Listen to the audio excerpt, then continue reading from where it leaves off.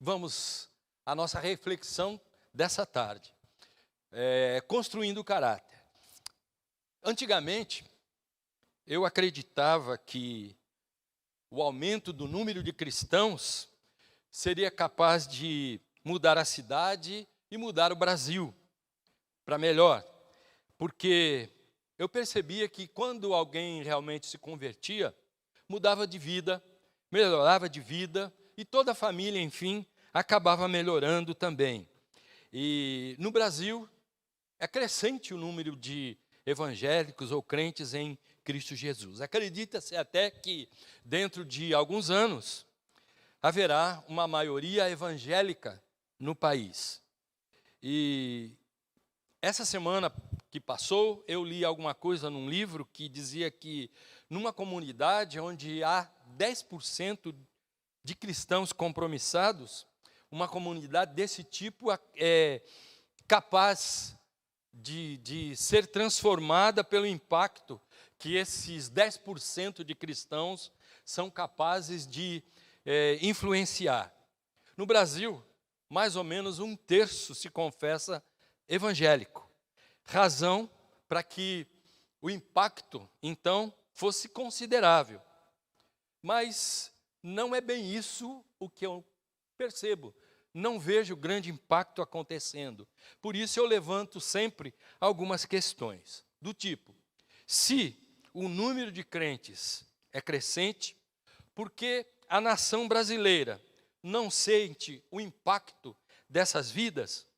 Por que não evoluímos como nação, como outras tantas, por exemplo, a Coreia do Sul, que foi se tornando uma potência à medida que o número de cristãos crescia, a ponto de estar na Coreia a maior igreja batista do mundo, a maior igreja assembleia do mundo, a maior igreja metodista do mundo, a maior igreja presbiteriana do mundo, indicando assim a grande influência que esse povo cristão teve na nação. Por que o mesmo não acontece no Brasil? Por que não sentimos esse impacto? O que há de errado com o nosso cristianismo? Fique tranquilo, relaxe, que a minha abordagem não será política, não será econômica, não vou entrar por esses caminhos os quais não domino. O tema também não vai ser o que eu devo fazer para levar o Brasil a se tornar uma potência mundial. Nosso foco, como igreja, é pregar e ensinar a palavra de Deus, para que aqueles que caminham conosco sejam discípulos verdadeiros e não apenas religiosos, não apenas praticantes de uma religião, porque religiões não tornam ninguém filhos de Deus, ou não tornam ninguém cidadão do céu. Vamos então à nossa mensagem, que tem o tema Construindo o Caráter. E essa mensagem faz parte da nossa jornada 40 dias de jejum e oração por uma nova reforma. Eu aproveito este momento para agradecer ao pastor Roberto Morales, da Primeira Igreja de Santo André, que encaminhou, que fez a intermediação para que nós conseguíssemos autorização para usar esse material. Agradeço também a irmã Ruth Queiroz, a esposa do pastor, a viúva do pastor Edson Queiroz, por ter nos autorizado a usar esse material, que é de autoria, os estudos, os devocionais do pastor Edson Queiroz. Eu tive a oportunidade de ser colega de teológica do Edson. E ele tinha a minha idade, e ele era um cara assim bem, vamos dizer no bom sentido, doidão, animadão, né? Ele, onde ele chegava a zoação, a brincadeira, a alegria também, mas ele era um homem compromissado com Deus, e por muitos anos ele elaborou esse material da campanha de jejum e oração, que abençoou tanto a nossa nação, e ainda está abençoando, porque estamos usando o material de 2013 que ele escreveu. Então, vamos à nossa reflexão, Romanos 8, 29. Diz assim o versículo: pois aqueles que de antemão conheceu, também os predestinou para serem conformes à imagem do seu Filho, a fim de que ele seja o primogênito entre muitos irmãos. Pai querido, abençoa-nos nessa hora de reflexão, que o teu Santo Espírito, Senhor, fale às nossas mentes, aos nossos corações, e mova as nossas vidas para um compromisso mais sério com o Senhor, um compromisso de vida que testemunhe realmente de Jesus, o nosso Redentor amado. Amém. O projeto de Deus para nós, os seus filhos, é que sejamos não apenas salvos, mas sejamos também semelhantes ao Senhor Jesus Cristo, desenvolvendo em nós caráter e integridade que vem do Senhor para as nossas vidas. Importa compreendermos isso muito bem para que a direção que nós vamos tomar na vida seja a melhor. Ter o caráter de Jesus em nossas vidas é a única maneira que temos para impactar o mundo. Por que não impactamos a sociedade? Se o reino de Deus chega à medida que as pessoas recebem a Cristo como Salvador e Senhor, se onde está um servo do Senhor, ali o reino de Deus se faz presente, se onde 2 ou 3 se reúnem em nome de Jesus, a presença do Senhor é manifesta, porque se somos tantos e se o número de cristãos é crescente, por que então não impactamos a sociedade? Eu tenho algumas hipóteses. Uma delas, há um adesismo e não conversão. Possivelmente, embora haja um número crescente de crentes em nosso país, este grande número não causa impacto na sociedade, porque muitos que estão nas igrejas talvez não tenham tido uma experiência real de conversão, mas tenham tido uma espécie de adesão à igreja e não conversão genuína. Outra, a não compreensão do propósito de Deus para as nossas vidas. E uma hipótese adjacente talvez seja que muitas igrejas, muitos pastores não têm ensinado a palavra de Deus corretamente e não têm levado os seus fiéis a seguirem verdadeiramente Jesus Cristo como Senhor e Salvador, por desconhecerem a palavra correta de Deus. E Jesus tem que ser o nosso alvo de vida. Tem que ser o nosso alvo maior. O desejo de Deus não é apenas o de nos levar para a glória, para desfrutar das delícias do céu, para as ruas de ouro e caminhar nas mansões e viver nas mansões celestiais. Isso é verdade, sim. Mas o outro interesse do Senhor é o de nos ver parecidos com Jesus vivendo aqui na terra. É isso que Ele espera de nós, que vivamos aqui na terra, refletindo a glória do Senhor. Cada pessoa, então, torna-se um agente do reino de Deus aqui na terra, funcionando como sal e luz na transformação da sociedade, à medida que assume a sua posição de testemunha e embaixador do Rei, assumindo assim o caráter de Jesus na sua vida. Uma ilustração, Gandhi e os cristãos. Você certamente já ouviu falar de Gandhi. Conta-se que Gandhi, o libertador da Índia, do Império Britânico, foi também Nobel da Paz, etc., uma vez foi inquirido pelo missionário Stanley Jones, que lhe perguntou: Senhor Gandhi, apesar do Senhor sempre citar as palavras de Cristo, porque é tão inflexível e sempre rejeita tornar-se seu seguidor, ao que Gandhi respondeu: eu não rejeito o seu Cristo, eu amo o seu Cristo, apenas creio que muitos de vocês cristãos são bem diferentes do vosso Cristo.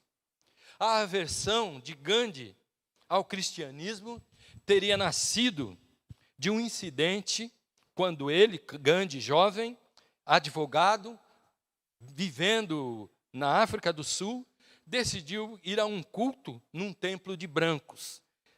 E, sendo agressivamente impedido e repelido e ofendido por um presbítero racista que o impediu de adentrar ao templo, esbravejando que ali não era lugar para gente como ele. Cristãos que não sabem o seu propósito na terra, não desenvolvem o seu caráter, não desenvolvem o caráter de Cristo e prestam um enorme desserviço à causa e ao reino de Deus. Você que está nos vendo da sua casa ou em algum outro lugar, sabe qual é o seu papel aqui na terra?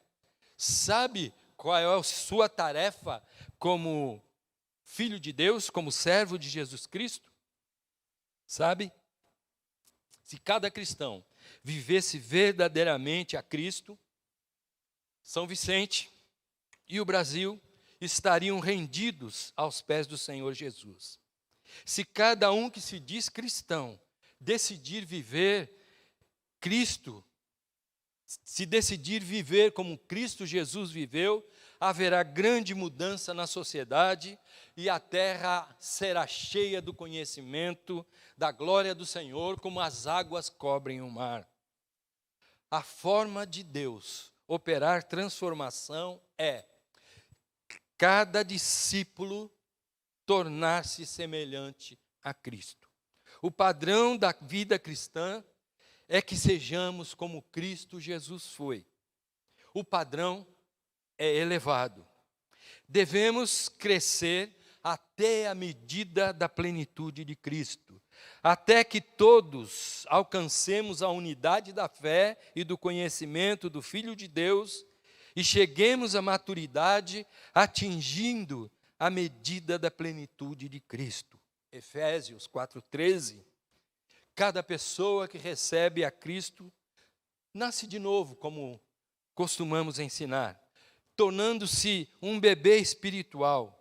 Mas à medida que recebe o alimento adequado, que recebe cuidado, amor, educação, ensino, discipulado, começa a crescer em maturidade e o limite desse crescimento é a plenitude de Cristo. Você já alcançou a plenitude de Cristo?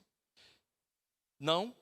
Então precisa continuar se desenvolvendo, independente da sua idade, independente da quantidade de anos da sua conversão ou de vida que Deus lhe tem proporcionado. Esta igreja, Comunidade Batista da Paz, tem o compromisso de pregar e ensinar a palavra de Deus, pois nós não podemos nos contentar com uma vida cristã imatura ou medíocre. Devemos buscar, sim, a maturidade, crescendo na graça e no conhecimento de Deus e na sua palavra. Por isso, praticamos o discipulado bíblico, a fim de que o crente possa crescer, possa amadurecer, possa dar frutos para o reino de Deus. Outra coisa, devemos imitar a Cristo no nosso viver diário. Diz a palavra de Deus em 1 Coríntios 11:1, tornem-se meus imitadores, como eu o sou de Cristo. São palavras do apóstolo Paulo.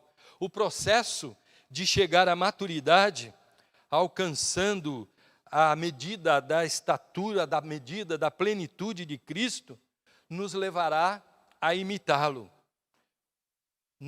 Nas nossas ações diárias, no nosso procedimento diário, a tal ponto de que as nossas ações, os nossos pensamentos, as nossas palavras serão as mesmas do Senhor Jesus Cristo, tornando-nos semelhante a Ele. Como é isso possível? Devemos ser semelhantes a Ele em servir. João 13 registra o seguinte: falando de Jesus, tirou a vestimenta de cima e, tomando uma toalha, cingiu-se com ela. Depois deitou água na bacia e passou a lavar os pés dos discípulos e a enxugar-lhes com a toalha com que estava cingido. Ao terminar, retomou o seu lugar e disse-lhes: Ora, se eu, sendo Senhor e Mestre, vos lavei os pés, também vós deveis lavar os pés uns dos outros, porque eu vos dei o exemplo, para que, como eu vos fiz, façais vós também. É claro que o mandamento de Jesus aqui não é para que a gente faça a lavagem dos pés numa atitude literal. Não precisamos tornar essa lição, que é ilustrativa de Jesus, num ato litúrgico, numa ordenança, e ficarmos aqui com uma bacia, uma toalha e um jarro de água lavando os pés uns dos outros. A ideia que ele traz é que devemos servir uns aos outros, assim como ele serviu. Aquilo que Jesus fez culturalmente, era a função de um servo, de um escravo.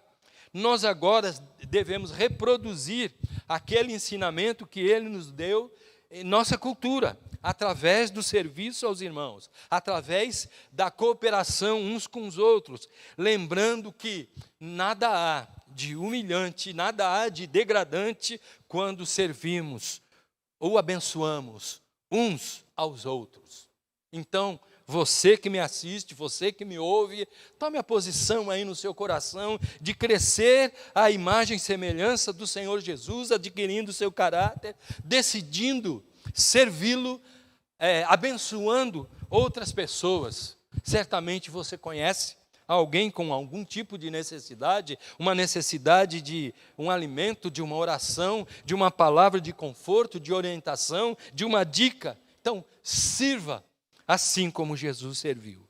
Outra coisa, devemos ser semelhantes a Ele no amor. Efésios 5:2, andai em amor, como também Cristo nos amou e se entregou a si mesmo por nós como oferta e sacrifício a Deus, em aroma suave.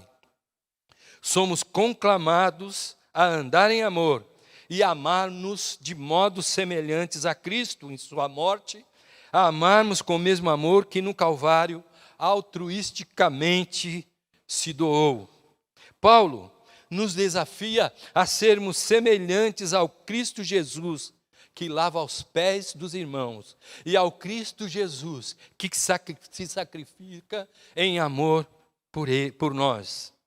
Devemos ser semelhantes a Cristo Jesus em nossa missão. Em João 17:18, Jesus orando diz: assim como tu me enviaste ao mundo, também eu os enviei ao mundo. Referindo-se aos seus discípulos, referindo-se então também a nós. E na grande comissão, em João 20:21, ele diz: assim como o Pai me enviou, eu também vos envio. Somos enviados do Senhor para proclamar boas novas. Isso é algo que precisamos ter arraigado no nosso coração. Esta é uma instrução importante. Tem um sentido de que a missão dos discípulos de Jesus no mundo deveria ser semelhante à do próprio Cristo Jesus, de anunciar a palavra, de dar-se em amor. Em que aspecto? Em serviço, em amor. É essa a nossa missão. Você tem se doado em amor? E a meta é chegar à perfeição. Portanto, sejam perfeitos como perfeito é o Pai Celestial de vocês. Mateus 5:48. A nossa meta é Cristo. Ele não é apenas o nosso modelo. Ele é também o nosso alvo. O padrão é realmente elevado. Devemos chegar à perfeição na vida cristã, assim como Deus é perfeito, devemos buscar a perfeição no Senhor, sabendo que realmente a perfeição só alcançaremos na eternidade. Mas a vida tem que ser uma continuidade de busca do Senhor. Sempre pensamos que isso é impossível, mas como aprendemos na semana passada, mensagem do pastor Márcio, se morrermos diariamente para o nosso eu, para o nosso ego, e permitirmos que Cristo viva em nossas vidas, nós estaremos prosseguindo para esse alvo, o prêmio da vocação soberana de Deus em Cristo Jesus. Então, devemos prosseguir para o alvo. Filipenses 3, 13 e 14 diz assim: esquecendo-me das coisas que atrás ficam e avançando para as que estão diante de mim, prossigo para o alvo, pelo prêmio da soberana vocação de Deus em Cristo Jesus. Certamente, o maior desejo de Paulo era o de conhecer mais e mais a Cristo Jesus e ser mais e mais conhecido dele. Para ele, o alvo é o profundo desejo de ser encontrado e aprovado por Cristo Jesus. E essa obra foi iniciada na vida de Paulo pelo próprio Jesus na estrada de Damasco, quando Jesus se revelou para ele. E desde aí, Paulo passou a dizer: prossigo para o alvo, para conquistar aquilo para o que também fui conquistado por Cristo Jesus. Hoje, diante de nós temos também essa oportunidade de colocarmos Jesus como o nosso alvo. E eu lembro dos meus tempos de jovem, cantando no nosso grupo Cristo Real: Jesus, meu alvo a seguir, a vida dele seguir. Deve ser sempre o nosso alvo, Jesus, nosso alvo. E é uma obra de Deus construir o caráter de Cristo. Filipenses 1,6: estou convencido de que aquele que começou a boa obra em vocês vai completá-la até o dia de Cristo Jesus. A obra não está completa, mas Jesus está completando. Deus promete que fará a boa obra em cada um de nós. Não precisamos ficar preocupados, ansiosos, nervosos, pensando: será que eu estou crescendo? Será que estou agindo da maneira certa, crescendo, pensando nas coisas certas? Será que estou dando frutos? Simplesmente, nós devemos ser disciplinados. É isso que Deus quer de nós, executando a nossa parte tranquilamente, sem aflição, sem ansiedade, mas disciplinadamente está nas mãos do Senhor, confiando, esperando que Deus vai completar o seu trabalho em nossas vidas. Estando no Senhor, cumprindo a nossa missão, o nosso desenvolvimento será natural. O processo para isso, qual é? Para crescermos, para amadurecermos. TSD. O que é isso? Você que está conosco há algum tempinho vai saber. TSD, tempo a sós com Deus. Ou seja, vida devocional, vida com Deus. Ou para alguns, tempo a sós com Deus. Hora bendita, hora silenciosa. Seja lá o nome que você queira dar. O importante é você ter um tempo com Deus, de desfrutar a presença de Deus, aprender de Deus, render-se a Deus, falar com Deus, ler da palavra de Deus. A forma como Deus vai executar a boa obra em nós será através do nosso crescimento na intimidade com o Senhor, com a sua palavra. Daí a importância que se tenha diariamente esse TSD, esse período devocional com o Senhor. Novamente, nós podemos dar Jesus como o bom exemplo. De madrugada, quando ainda estava escuro, Jesus levantou-se, saiu de casa e foi para um lugar deserto, onde ficou orando. Marcos 1:35. Veja bem, o Senhor tinha um horário especial, madrugada. E tinha também um lugar especial, deserto. Não estou dizendo para você levantar de madrugada e ir lá para o Jalapão ou para o deserto do Saara para fazer o seu devocional. Não, isso quer dizer que você tenha um lugarzinho seu para você se encontrar com Deus. Pode ser qualquer lugar, desde que seja você e Deus. Isso então indica esse madrugada e deserto de Jesus, que você deve ter um lugar isolado, onde sem interrupções, sem interferências, de forma que você possa encontrar com o Senhor face a face, ter esse momento de comunhão, de intimidade com Ele, num diálogo.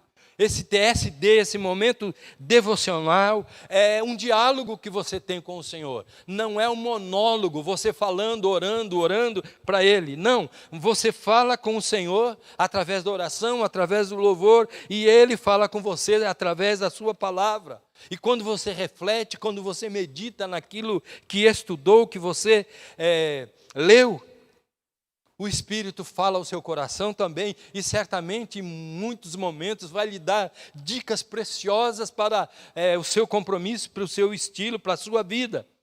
O que deve constar do seu momento devocional, do seu TSD? Oração e louvor.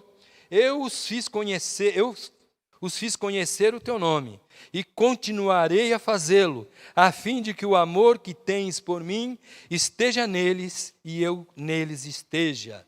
Na oração e no tempo de louvor, você não somente exercita a fé em suas petições, mas também começa a conhecer os atributos de Deus através do louvor.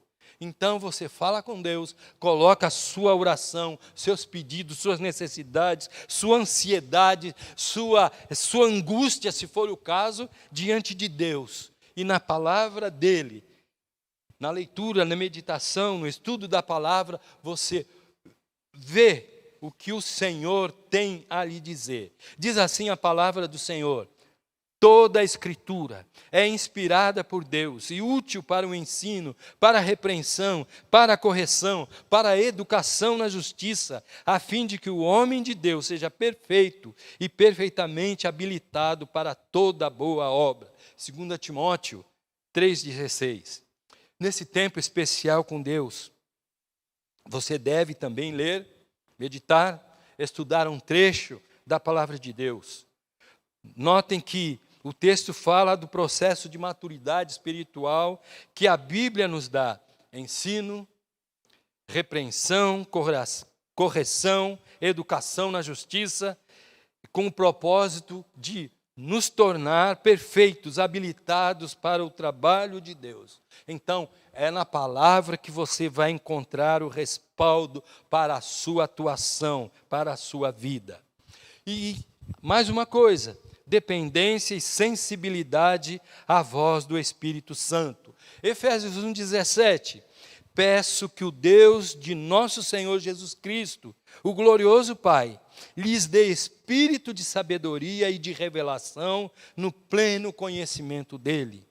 Paulo sempre teve o cuidado de ver a igreja de Cristo crescendo em maturidade espiritual. Ele cuidava da igreja para que esse crescimento acontecesse. Nesse texto ele está orando para que a igreja receba de Deus um espírito de sabedoria e revelação, para que pudesse conhecer plenamente a Deus. A igreja de Jesus, a nossa igreja, precisa ter esse espírito de Deus, de sabedoria e de revelação.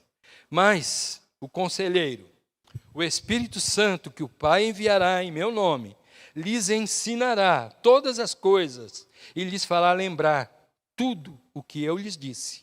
João 14:26. Aqui, o Senhor Jesus promete que o Espírito Santo nos ensinará todas as coisas e nos fará lembrar do que Ele nos disse. É importante o estudo da palavra de Deus, a aplicação a ela, para que a gente adquira sensibilidade do Espírito Santo, para que no momento necessário a voz do Espírito fale ao nosso espírito, para que aprendamos, para que nos lembremos da palavra de Deus, para que tenhamos maturidade espiritual. João 15:13-15 diz: mas quando o Espírito da verdade vier, ele os guiará a toda a verdade. Não falará de si mesmo, falará apenas o que ouvir, e lhes anunciará o que está por vir. Ele me glorificará, porque receberá do que é meu e o tornará conhecido a vocês. Tudo que pertence ao Pai é meu. Por isso eu disse que o Espírito receberá do que é meu e o tornará conhecido a vocês. Quando Jesus fez a promessa da vinda do Espírito Santo, explicou a razão da sua vinda. Ele disse que ele nos guiaria a toda a verdade, anunciaria o que está por vir e nos faria conhecer tudo que Cristo tem, e tudo isso para a glória do Senhor Jesus. É tarefa do Espírito Santo de Deus produzir em cada filho de Deus um caráter ao de Cristo, em você, em mim, em nós. A Bíblia diz: conforme o Espírito do Senhor opera em nós, tornando-nos mais e mais como Ele e refletimos sua glória cada vez mais. 2 Coríntios 3,18. O processo de transformação pelo qual nos transformamos mais semelhantes a Jesus é chamado de santificação. Você, eu, não podemos reproduzir o caráter de Jesus nas nossas próprias vidas, nos nossos próprios esforços. Aquelas decisões que gostamos de fazer e que são interessantes até, tipo decisões de ano novo, fim de ano. Então prometo, Senhor, que no novo ano vou te seguir muito de perto. Eu vou fazer isto, vou ler a palavra, vou me dedicar. É importante, mas essas decisões de ano novo, de culto da fogueira, de momento de retiro espiritual, são importantes, mas precisamos ir além disso. Precisamos da força de vontade, mas boas intenções não são suficientes. Precisamos depender do Espírito, precisamos buscá-lo, porque somente o Espírito Santo tem o poder de realizar as transformações que Deus deseja nas nossas vidas. Você já tentou, certamente, muitas vezes, se empenhar por alguma coisa e não conseguiu. Mas quando o Senhor dá o toque, não há quem resista, porque Ele é poderoso. Na sua força, podemos agir, no seu poder, podemos seguir. A Bíblia diz, Filipenses 2,13, porque Deus é o que opera em vós, tanto querer como efetuar, segundo a sua boa vontade. Deus está operando em vocês, dando-lhes o desejo de obedecê-lo e o poder para fazer o que lhe agrada. E como isso acontece na vida real? Pelas escolhas que fazemos. Nós escolhemos fazer a coisa certa nas diversas situações da nossa vida e confiamos no Espírito Santo para nos dar força, amor, fé, sabedoria para fazê-la. Uma vez que o Espírito de Deus vive em nós, essas coisas estão sempre à disposição quando pedidas. Você precisa de sabedoria? Busque no Senhor. Força? Busque no Senhor. Amor, fé, sabedoria. Seja lá o que você precisar para a sua vida. Busque no Senhor, porque o Espírito vai conceder. Uma vez que o Espírito de Deus vive em nós, essas coisas estão sempre à disposição quando são buscadas no Senhor. Devemos cooperar com o trabalho do Espírito Santo. Por toda a Bíblia, nós vemos uma importante verdade ilustrada repetidamente. O Espírito Santo libera poder no momento que você dá um passo de fé. Quando Josué se defrontou com um obstáculo intransponível, as águas transbordantes do Rio Jordão, estas águas recuaram somente depois que os líderes puseram os pés na água, pisaram nas águas do rio, em obediência e fé. A obediência libera o poder de Deus nas nossas vidas. Você quer poder de Deus na sua vida? Seja obediente. Cumpra o que a palavra recomenda. Você não precisa subir monte de joelho, virar piruetas espirituais. Você precisa tão somente obedecer a ordem de Jesus, a palavra de Deus. Deus espera que você haja primeiro. Não espere se sentir poderoso ou confiante para crescer no caráter de Cristo, porque se for assim, tal jamais acontecerá. Siga adiante, na sua fraqueza, na sua fragilidade, mas siga fazendo a coisa certa, a despeito dos seus medos, a despeito das suas dúvidas, a despeito dos seus sentimentos, muitas vezes contrários, mas confie na palavra, obedeça à palavra, e é assim que você coopera com o Espírito de Deus para que Ele haja na sua vida.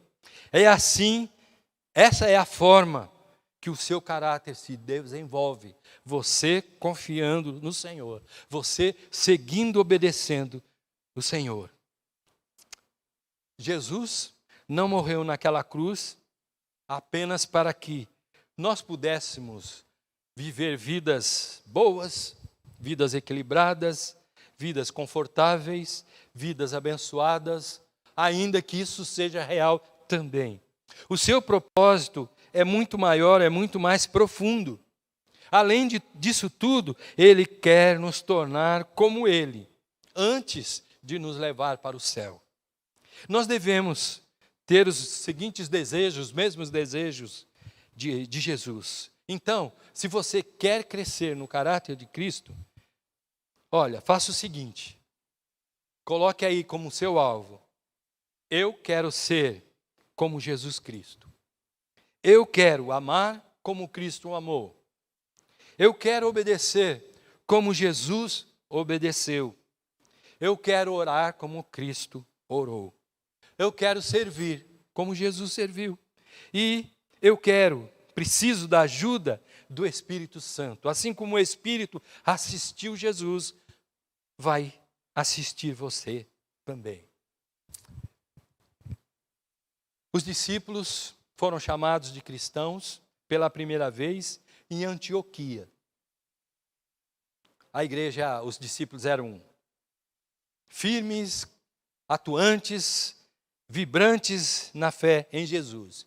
E o povo de Antioquia, vendo aquele fervor todo, aquele ânimo, aquela fé toda dos primeiros discípulos de Jesus, passou a chamá-los de cristão. Olha lá um cristão, um cristão. Não era uma palavra elogiosa, não foi um apelido elogioso a princípio. Eles estavam realmente xingando aqueles discípulos de cristão, pequeno Cristo, cristinho, seja lá o que fosse. Mas desde aí, quem segue Jesus passou a ser chamado de cristão. Para você pensar, imagine você na cidade de São Vicente, onde quer que você esteja nos assistindo, sendo um pequeno Cristo na sua comunidade, na sua vizinhança, na sua escola, no seu local de trabalho. Quando olhassem para você, lá vai um cristão, um pequeno Cristo, um cristinho. Mas pensa só num exército de cristãos na cidade, servindo ao Senhor de verdade, um exército não de crente pilantra, que infelizmente está cheio, mas um exército de cristãos cheios do caráter de Cristo.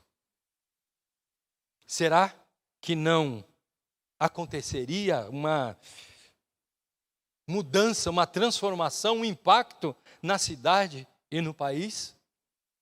Será que talvez a gente não possa provocar isso, mas nós podemos provocar em nós mesmos? Eu não tenho como fazer isso pelo meu irmão, pelo meu vizinho, mas eu posso fazer por mim, você pode fazer por você. Assuma a posição de ser um verdadeiro cristão, genuíno cristão, a buscar o caráter de Jesus na sua vida, para que você possa brilhar. Imagine, centenas, milhares, 1/3 da cidade diz que segue Jesus. Imagina que esplendor seria, que brilhante seria esse cristianismo na cidade, no país. Vamos pedir isso a Deus em oração?